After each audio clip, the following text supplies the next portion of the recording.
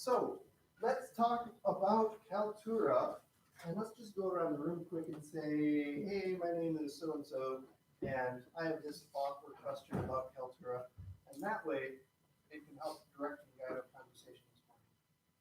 Would anybody like to start? And therefore volunteer to keep the next. I'm Kristen Dolby from the English as a Second Language program in the English department.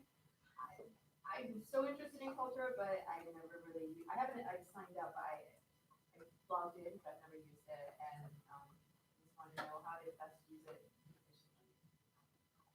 I'm gonna say where to start. Yeah, there you go, that's not bad, where to start. Excellent. I'm Heidi, I'm also an ESL, and I'll echo my colleagues. I'm Colleen, I'm an instructional designer, and I'm new at DCS, and I worked with Kaltura at my previous job, so I'm interested to see how it's being used at UW. I'm Bonnie, and I'm also an instructional designer with DCS, and I'm fairly new to Kaltura. I've been doing some research, and doing tutorials, but excited to learn more, so I kind of echo it. I'm Fatima, I'm in ACTS, Academic Coaching and Tutoring Services in language affairs, and I'll be providing workshops on academic skills to students. So I'm excited. I've never heard about Kaltura. I'm David McAsay. I'm from LNS Learning Support Services. I do produce video, and I've used Kaltura quite a lot, but this new quizzing functionality is kind of that next level that is very interesting. My name is Dan Valley. I'm a learning technology consultant at the Learning Academy team, and I guess I'll go into a little sidebar.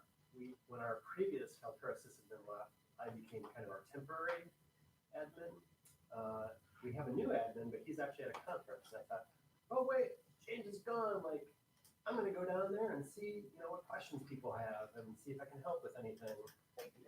So I might be able to help, and if there are questions kind of beyond this lab that you're like, hey, I'd like to meet with somebody, it's probably myself or one of my colleagues. So I thought I'd provide a face to help encourage you to follow up with us. I'm Lynn, I teach in the biochemistry department, and I use Kaltura because I use lecture capture, and so my lecture capture videos are automatically uploaded to my Kaltura account. But that's the extent of what I have done with Kaltura, and I know that it's more powerful than just a holding place for my lecture videos. But also at this point, my Kaltura account is a huge list of whatever default name file the lecture capture system gave my video. So I'm starting to think that maybe I should look at file organization within Kaltura. Yeah, that's where I'm at with Kaltura. My name's Tom Bryan. I'm an instructor in Nelson Institute and with UW Housing. And similar story to you, I've used one feature of Kaltura, interested in broadening my horizons. I am Tim Dolby. I'm also in ESL, Heidi and Kristen. So I've been using Kaltura on and off, sometimes professionally, some not so. One thing I'd like to talk to James and speak about is we have several videos in several different places owned by different people, and I'd like to bring those together, put them maybe on the channel in another better way, so we have some ownership and control over those videos. I'm Lori Rosen. I direct a UW system language program and have a number of instructors as well as myself who use Kaltura in Canvas. But my questions are, how does the new questioning features compare to what H5P Interactive Video does? And my other question is, when students create videos and want them hosted in Kaltura, how does that interact with them posting them to Canvas as a finished product that other students in the class could also see?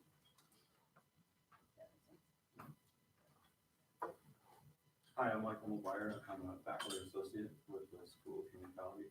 With technology, I self-identify as a procrastinating early adapter. So I'll get there eventually. And that is true with Kaltura. When John put the call out for today, I thought I'd just share some cheerleading for a great experience I had with Kaltura. Kaltura is shifting from a face-to-face version of a course to 100% online, and how Kaltura, as someone mentioned, due to need for efficiency, you've come to the right place. This is a really cool tool for efficiency. My name is Sandy Morrow, and I'm from the Design Lab. And we actually use Kaltura as an online exhibit of student work for the digital salon, as a showcase that students can submit digital work to. So we only use it for like videos and podcasting out, and we link it out to our site. But there's a couple of things that I have thoughts about, and one of them is about intellectual property. It's always an issue that we've dealt with is, who owns it, whose space is it, and I know that Kaltura has some tools for allowing collaboration, but again, the idea of intellectual property. And then the other thing is accessibility. We've come across this with questions not from Digital Salon, but actually through instructors, and the questions that we've had have been with regards to closed captioning. So for example, if YouTube creates its own closed captioning, but Kaltura only allows you to upload a closed captioning file that you made by hand, and so you would have to use secondary tools. And so I guess the big question is that a limitation for accessibility? All right. So, quick visual recap. How many of you have already created a video in Kaltura? All right. And some of you have not, so we can start with that. And where do you start? Because that was echoed several times. All right, how many of you, raise your hand again, if you have used Kaltura in Canvas? All right, some of you have not, so we can talk about that as well. Excellent. Is that a good place to start? Okay. And again, we've got the activity sheet, which we try to design these as a one-page thing that you can take with you. However, the online version actually has more than one page because it's pretty longer than that. And also, in that online version, and then you can open up the activity sheet in a new window if you would like to add your own comments, observations, and notes in this little spot at the very bottom on this print off version that says add your notes and thoughts. So at the bottom of this, there's a place for you to add more questions and notes and links and resources if you have them. That would be fantastic for folks who are on. But in this, there are very basic tips on how to upload media files that you already have into MediaSpace. How to use the Kaltura Capture Space desktop recorder, which is the way that I've done most of my Kaltura stuff. And so I can show you that right now. It's kind of a fun thing to do. So, if I were to go to Kaltura, not that one. That's my video quiz, guys. Don't make fun of it. So, on the We're TV, laughing with you. I look for Kaltura and there's something like, how do I start? And so our let's MediaSpace, right? Mm-hmm. MediaSpace.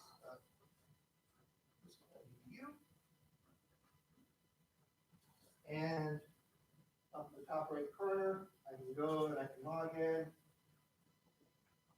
And I'm part of, you guys are all going to be part of this soon. But I've got to log in with a dual factor thing, so I'm going to use my phone. Technology makes things easier. Yeah, log in request, approve. I go for you. Wait. It's approved. All right, that's good. So here we are.